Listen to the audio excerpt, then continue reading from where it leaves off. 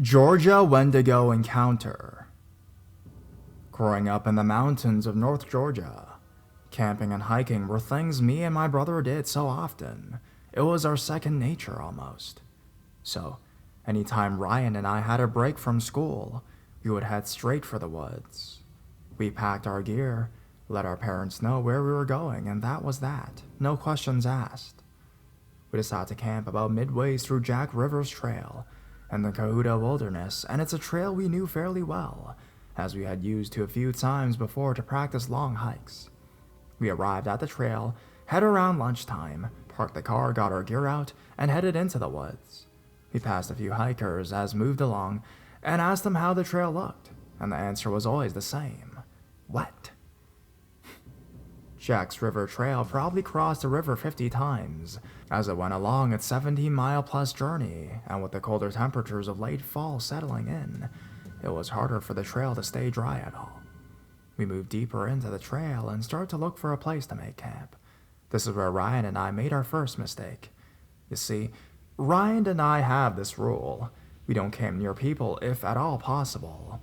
Call us paranoid, but the last thing we want is for someone to drag us out of our tents and into the woods and never to be seen again. So, we always camped a pretty decent ways off of the trail, and in the area that wasn't popular with overnight camping. I mean, it was kind of tedious sometimes, but in my opinion, it's a smart thing to do. Roughly 2.5 hours or so, what we thought was the perfect place to set up for the 2 nights that we would be out.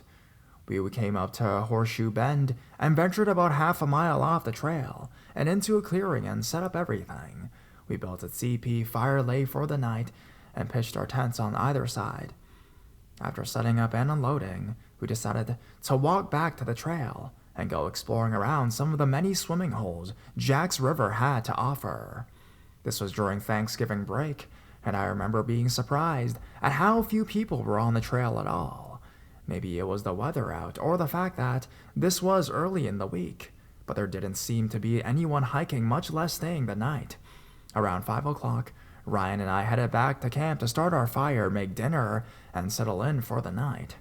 As soon as the sun began to set, the cold rushed in. We added more wood to the fire, sat close, and just enjoyed conversation. Ryan was 2 years behind me in school. I was a senior, and he was a sophomore, but growing up, we had always been close. We always hung out in the same groups, played the same sports, had the same hobbies, etc. Around 9, we were settled comfortably around the fire. I just texted our mom to let her know we were safe and getting ready for bed, and we were talking about dreading going to our grandparents' house for Thanksgiving and having the same awkward conversations we had each year with family we only saw on the holidays, when things start to get strange.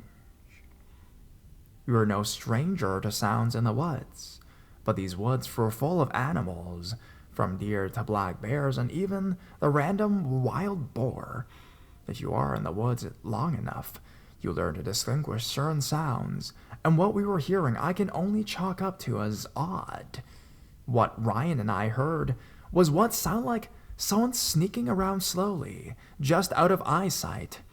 With an animal walking on all fours, you hear a tighter group of steps, but what we are hearing sounds very distinct to what a human sounds like when walking slowly or trying to move without making much sound. I remember we both pulled out our flashlights and shone it in the direction we felt the sounds were coming from. But that is what was so weird.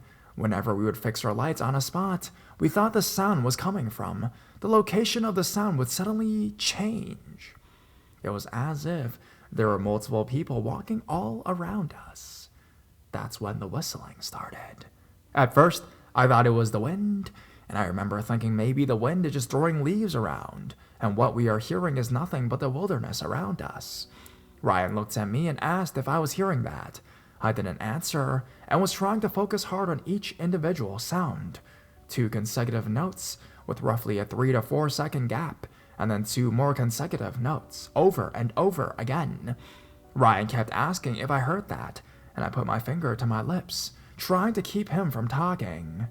The fear I felt was incredible. My jaw was tight, my fist clenched. knowing I wasn't ready for whatever was out there, if it was anything at all. The whistling continued for what felt like forever, but thinking it through was maybe 5 minutes when Ryan finally yelled out into the darkness, "Hey!" Quiet. The whistling stopped. The crunching of the wood stopped. Nothing. I was pissed. I looked at Ryan with a what the hell look, and he shrugged his shoulders. "I had to do something," he said. I just shook my head. We sat there in silence for a few minutes. When the woods erupted with noise, something or someone was running in a circle around our campsite. The whistling came back, 2 consecutive notes with the same 3 to 4 second gap, and then 2 more consecutive notes. How could someone whistle this loudly without cracking while also running? I was done. I stood up, shining my flashlight in all directions, trying to catch a glimpse of whatever was screwing with us. Nothing! I felt close enough to touch, but we never saw a thing. That's when the movement stopped, but the whistling was still constant. It was so loud, inhumanely loud. I looked at Ryan and told him to call the police. Now, this is the part I will never forget. The part I never liked to talk about. While Ryan was on the phone with the dispatcher and telling him our location and what was going on, I stepped around the fire towards my tent. Inside my bag, I had a 6-inch fixed blade that I always carried and thought I would feel a bit more comfortable with it in my hand more than just my flashlight. As I went to unzip my tent, trying to keep my eyes towards the woods, I heard some movement directly in front of me.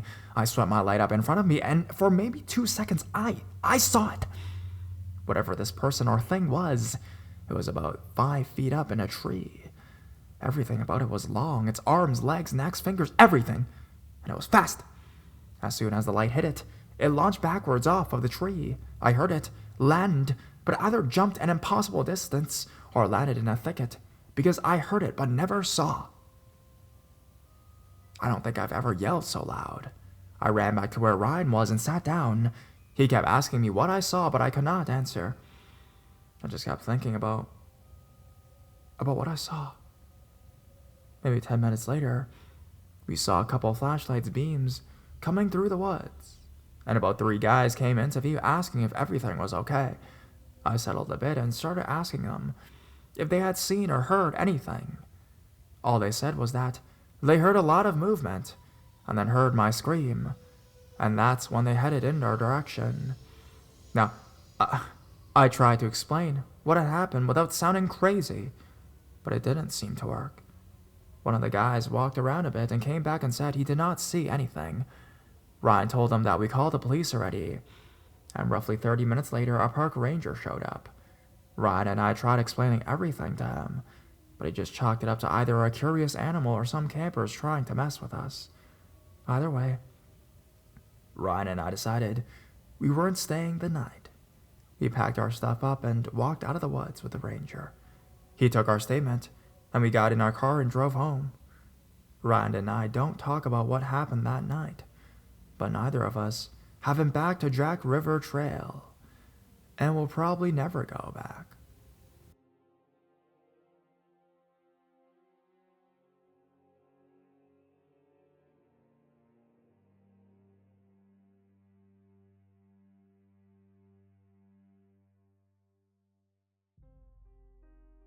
Wendigo-like creature. My aunt was walking her dogs in southern Ontario, and they had gone to a path where she usually takes them. Now this path is very eerie, with there being lots of twisted branches and the feeling of being watched constantly. Usually the dogs, who were off-leash, run down the path to a nearby creek. This night, they were right next to her and seemed to be on edge. As my aunt was walking, she saw a white dog humanoid-shaped creature down the path. The creature was skinny, white, and appeared hazy and was on all fours, and was roughly the size between a man and a large dog. My aunt turned around and started to walk the other way. As she was walking, she saw the creature again, but this time on 2 legs and beside her. I have seen some glimpses of this creature, and so has some other people I know. Anybody know what this thing could be? Wendigo?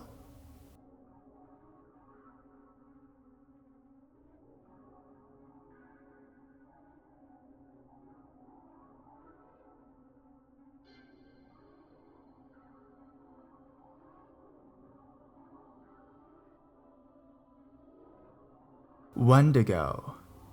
When I was in my first year of college, I lived with my mom by ourselves. My dad had passed the year before, and we moved out of the house shortly afterwards.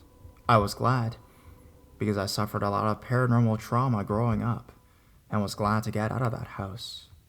One night, I was driving home on Highway 111 North after youth group, and I saw something that still bewilders me. It was lightly raining that night outside. Mist crawled across the road from the cow fields on either side of the road. The lights from the few gas stations nearby were reflected in the west asphalt. I was driving about 3 car lengths behind a dark minivan, with nobody else in sight on the road. All of a sudden, I saw the van swerve to miss something in the middle of the road. I was going too fast, and the road was too slick to miss it. All of a sudden, I saw framed in my headlights and silhouetted in the glowing red brake lights of the van speeding away a tall, muscular man with the upper shoulders and head of a buck. It was like a minotaur, but a deer head instead of a bull and glowing red eyes. I clenched and braced for impact, and then passed right through the figure. It was like it dissolved right into the mist. I'm used to swerving to miss a deer at night, but I should have nailed this thing on the driver's side. Nothing. I was too afraid to look in the rearview mirror as I gassed it and sped home. I was only a couple miles away, which was both comforting and terrifying at the same time. I raced in the door and locked it behind me. I told my mom, who laughed it off, but was disconcerted at my pale, clammy complexion. I only later found it in research, a being described like what I saw that night, the Wendigo, a Native American legend that was terrifying to me as a child. But I never heard it described like this. I never heard of any creatures like this until that night, on a dark Highway 111 that I'll never forget.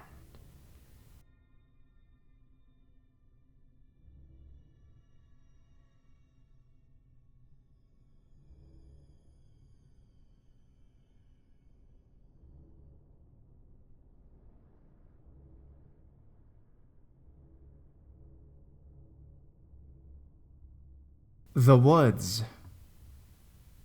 I have spent the past 2 summers guiding canoe trips in the Lake of the Woods in Minnesota, Manitoba, and I've had a few run-ins and heard many stories from other guides about their experiences. The Ojibwe have lived in this area for thousands of years, and there are many places that we can't camp on because they are Indian reservations. I've heard this area referred to as Wendigo country, and there are multiple places named after it, like the Wendigo Islands, for example. I have plenty of stories that have been passed on by other guides, which are pretty terrifying, and I could share some of it if there is interest, but I'll just share the one experience I was involved in. It was me, another guide, and we had about 7 kids with us on this trip. On the first night, we stopped after a long day of paddling at a campsite known as Little Triscuit. We had one camper with us that was somewhere on the autism spectrum and had big communication issues. As we were making dinner over the fire, he seemed to notice something in the woods behind us. He kept saying things along the lines of, "Who's that man in the woods?" and described it as a tall, skinny man and was all white. We assured him that there was no one there, and we did a head count to make sure all the kids were here. So we checked it out and didn't see anything back there, so we just brushed it off and got back to making dinner. The same night, a different camper was in her tent by herself, because she was the only girl on our trip, as me and my co-guide were starting to fall asleep. We heard her say, "Hey, stop." We replied, "What?" "We're in our tent, what's going on?" And she just brushed it off and went to bed. In the morning, we asked her what was up, and she said that something was shaking her tent, and she thought it was us. Now, it wasn't a windy night. The boys were all in their tents, and we were in our tent as well. When we took our tent down and took the stakes out, 2 of them were completely bent at a 90-degree angle. We tested out the flexibility, and we couldn't get the thing to budge back. I've been in some crazy windstorms out there, probably with winds around 30 to 40 miles per hour, and had never seen a stake bent like that. But we left Little Triscuit, and the weird stuff stopped happening, and we had an awesome trip. When we got back to base camp, I talked to another guy that stayed at that same campsite the night after, and without me saying anything, she said, "There was some sort of big weird creature at that campsite." She told us that she was going to the bathroom way back in the woods, and thought that another camper had accidentally came to her bathroom spot and ran away. But when she got back, everyone was there, and no one had left the fire in the time since she left. Now, there are much scarier stories and experiences other guides have been involved in with these spirits up in here. This was my first and hopefully my last, since hopefully I won't have any more. We try to treat the wilderness, the spirits, and the native culture with utmost respect. This makes me feel safe, at least in my mind, from these spirits, as almost every story I've heard had started off with something disrespecting it, or claiming that they don't believe it exists.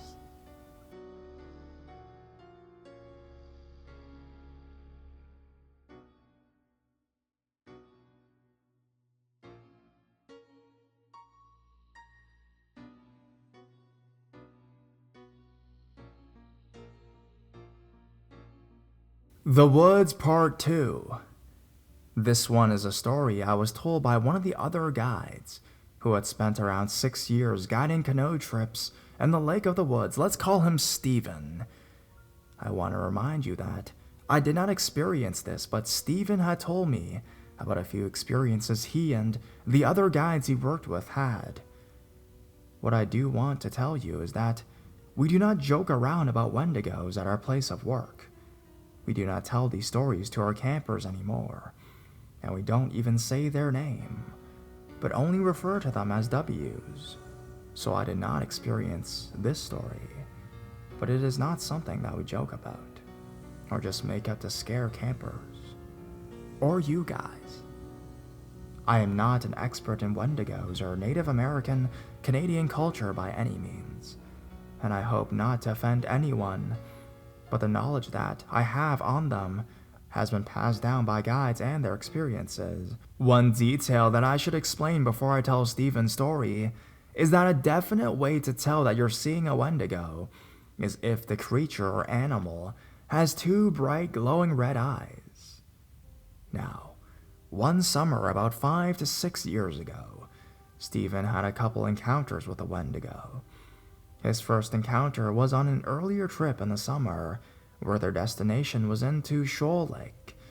It was a 6-day trip, which had about 60 miles of paddling and 1 portage, taking your packs and canoes overland into another lake, into Shoal.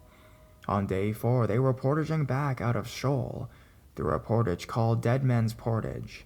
Sounds made up from some horror story, but the portage from the Lake of the Woods into Shoal is called Dead Man's Portage. No idea why they call it that, but it's actually quite fitting. There was a campsite that is pretty frequently used, about half a mile from the portage. We just called this campsite Dead Man's. Stephen and his trip left Shoal, aiming to get through the Dead Man's Portage and stay at the campsite right after it. It's a little long, but a nice highway of a portage without too many ups and downs. I believe the Canadian Park Service even clears out this portage, which may be the only one that is frequently maintained in the Lake of the Woods. The short paddle from the portage to the campsite is just a surreal, beautiful paddle. It's through a little inlet stream with 10 to 15 foot high cliffs on both sides, covered in moss and beautiful cheddars. Stephen and his trip got to the Dead Man's campsites, and later on, just before they were going to bed, they discovered they left their sleeping backpack at the end of the portage. It was around 9 or so, and it was getting pretty dark by this point. Stephen and a camper set off in a canoe with their headlamps to quickly retrieve the pack. The paddle took them about a half hour, and at this point, you could only really see what your headlamp was shining on. They grabbed the pack and started to head back. Shortly after leaving, Stephen started to hear loud splashes of things falling in the water trailing behind him. He dismissed it at first, because beavers are pretty common in this area, and when they slap their tails, it sounds pretty identical to a huge rock being chucked into water. But the splashes kept going, and were right on his back as they kept paddling and paddling. Stephen looked behind himself to see a huge rock around the size of a basketball come flying at him and land in the water at his side. They began to paddle like crazy to get back to the campsite and away from whatever was chucking those giant super heavy rocks at them. Stephen looked back between paddles, and one of the cliffs about 15 feet up, he saw two distinct red glowing eyes on top of it. The rocks stopped coming at them, and they made it back okay. The rest of their trip went nicely along, without any other encounters. But I never feel great about going through Dead Man's Portage, and triple check that I don't leave any packs there when I do.